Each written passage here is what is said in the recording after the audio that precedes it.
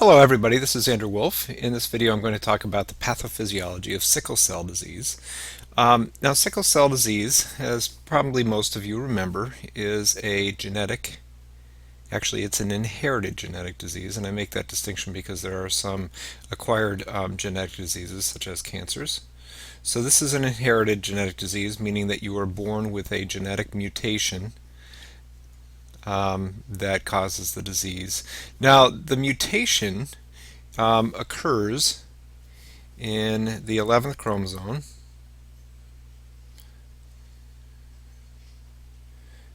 and so we have the 11th chromosome, and in particular, it is for the gene that encodes for the beta 2 globulin.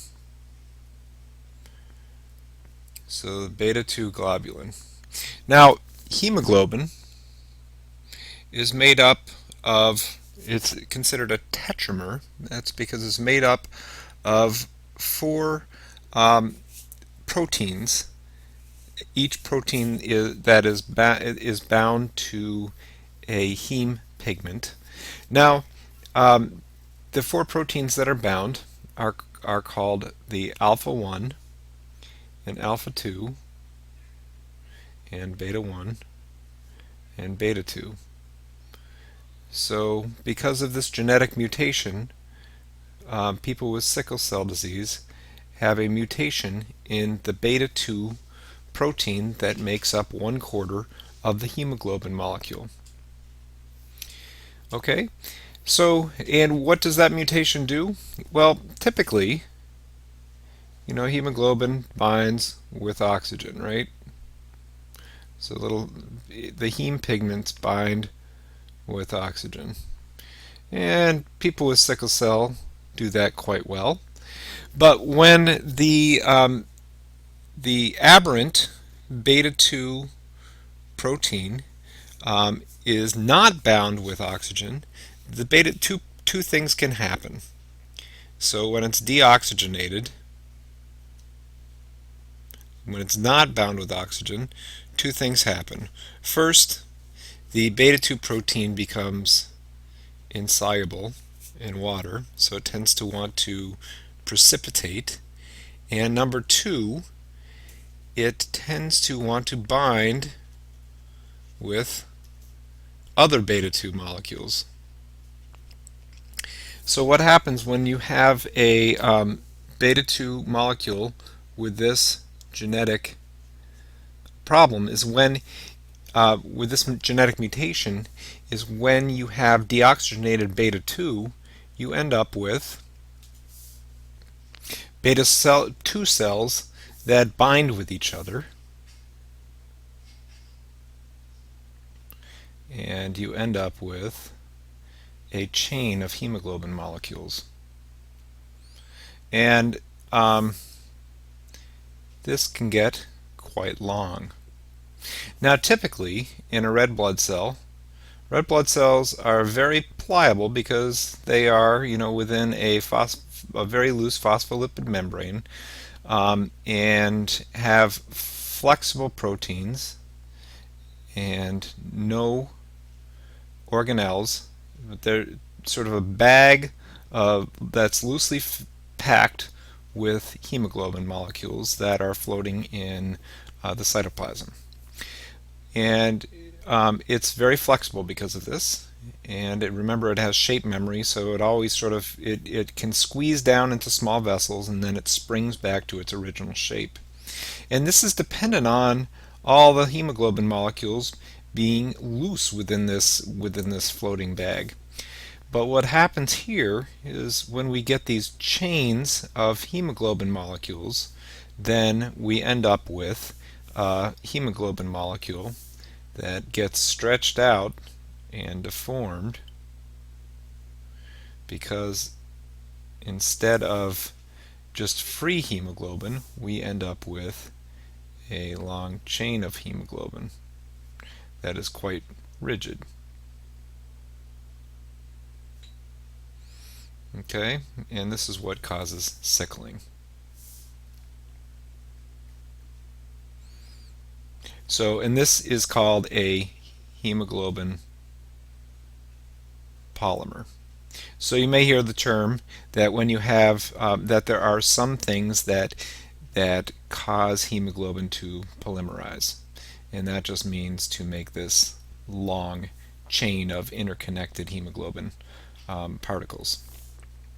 So this occurs when there is deoxygenated deoxygenated hemoglobin,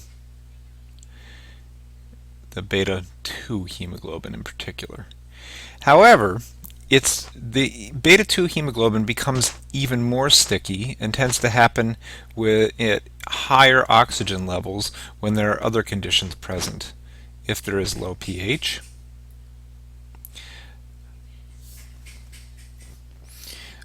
decreased temperature, and higher osmolarity, which conversely you could think about as dehydration, right? So if there's less water, there is going to be higher osmolarity. Therefore, dehydration and osmolarity essentially are the same thing here. So these things are not direct causes of the polymerization, but it just makes the polymerization occur at higher than normal oxygen levels. So for people with sickle cell diseases, changes in pH, changes in temperature, changes in osmolarity, and there are a few other things as well that you'll see in the literature that can precipitate a sickle cell attack. Okay, so now that we've talked about sort of what's going on the cellular level, let's talk about what the systemic manifestations are. Now, if you picture the bloodstream, remember we've got big arteries that slowly work their way down to arterioles and capillaries, and then they get bigger from venules to bigger veins, and then we make it back to the heart. Now, typically, we have red blood cells floating through the bloodstream, and they are nice and pliable, so when we get down to a smaller vessel, they're able to squeeze their way through, and then they bounce back to their normal shape when they get into the bigger venules, right? Now, with sickle cell disease, if we have deoxygenated hemoglobin, what we end up with is sickle-shaped, very stiff sickle-shaped red blood cells, because they are filled with, instead of being filled loosely with little tiny hemoglobin particles, now they are filled with big, tight rods of hemoglobin polymers. Right? So what happens is they can't shrink down to fit into these small spaces. So microvessels or microvasculature. So what you end up with is these emboli, microvascular emboli. And where does this happen? Well, it happens anywhere in the body that there are small vessels. So basically that means everywhere. So here we have my rough drawing of the body, and if you think about there is microvasculature to the brain. So what effects do we have in the brain? Well, we have frequent TIAs, we have possible cerebrovascular accidents, and we have microemboli. Now, it's interesting to note that many people with sickle cell just have, when tested, have a higher propensity to have significant cognitive deficits and learning disabilities. And the theory is that is because of undetected microemboli throughout the vein because of this microvascular disease. Okay, and we have here the lungs. In the lungs we have many effects. We can have infarcts that can lead to infections, and infections are very common in people with sickle cell disease, and I'll get to why when we talk about the spleen. And we can have what's called acute chest syndrome. And acute chest syndrome can be a life-threatening illness because of a severe infarct, because of infection, or because of a pulmonary embolus from a fat emboli. And this happens because of infarction of the bone. So you end up with a infarction of the bone or the bone marrow. The marrow, part of the marrow dies, and it can cause a PE.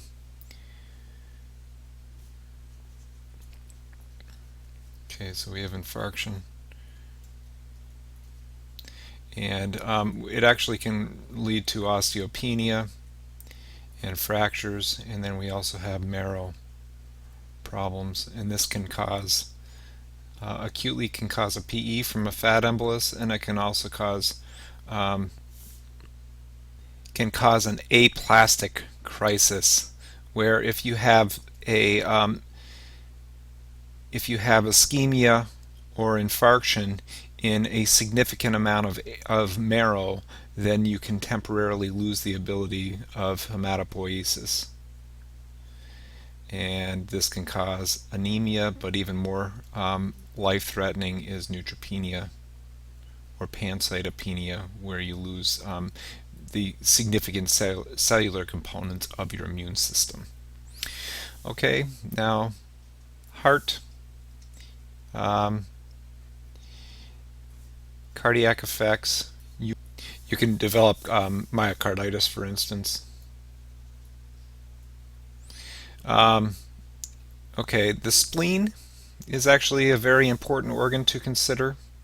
The spleen is filled with microvasculature, and so the spleen it very commonly has chronic infarcts.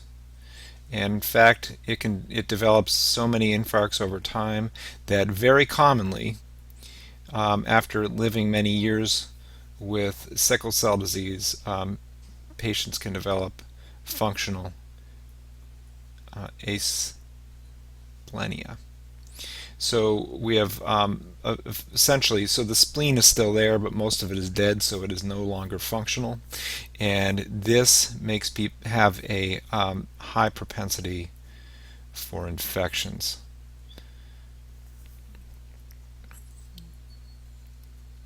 And particularly life-threatening infections, sepsis, severe viral infections, severe pneumonias, etc. Now, also, you can have an acute crisis with the spleen, and where you have significant, massive splenic infarcts, and this can cause what's called a splenic sequestration crisis, and this can actually lead to a ruptured spleen and hemorrhage, and the mortality rate is actually quite high for a splenic sequestration crisis. Okay, now the kidneys are very prone to embolization, and so it's very common for people with sickle cell disease to have chronic renal insufficiency.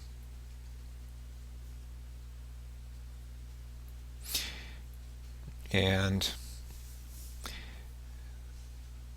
the liver is a fairly resilient organ, so I'm not aware of significant chronic liver effects. So the liver is relatively spared, and I think it's because the liver has such a great ability to sort of rehabilitate itself. The gut, however, is very prone to gut ischemia. So you can have mesenteric ischemia. And this can be very painful, and it can cause significant problems.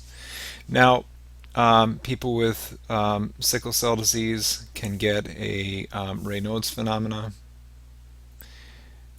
where they have ischemia of their fingertips because of the microvasculature, and particularly when the fingertips are exposed to cold.